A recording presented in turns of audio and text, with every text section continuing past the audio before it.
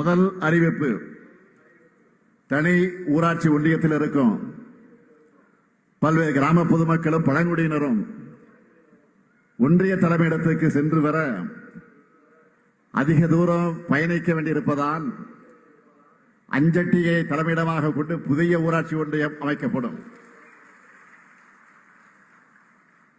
இரண்டாவது அறிவிப்பு, கிளமங்கலம் ஊராட்சி ஒன்றியத்திற்குட்பட்ட பல்வேறு மலை கிராமங்களுக்கு 12 கோடி 43 லட்சம் ரூபாய் மதிப்பீட்டில் சாலைகள் அமைக்கப்படும்.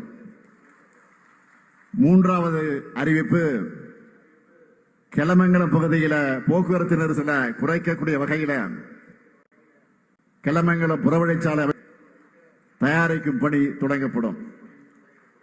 நான்காவது அறிவிப்பு, ஒசூர் மாநகர NH 44 மற்றும் NH 844 ஆகியவற்றை இணைக்கக்கூடிய விதமாக புதிய சாலை அமைப்பதற்கான சாத்தியக்கூறு அறிக்கை தயாரிக்கப்படும். ஐந்தாவது அறிவிப்பு, ஒசூர் மாநகர LC 104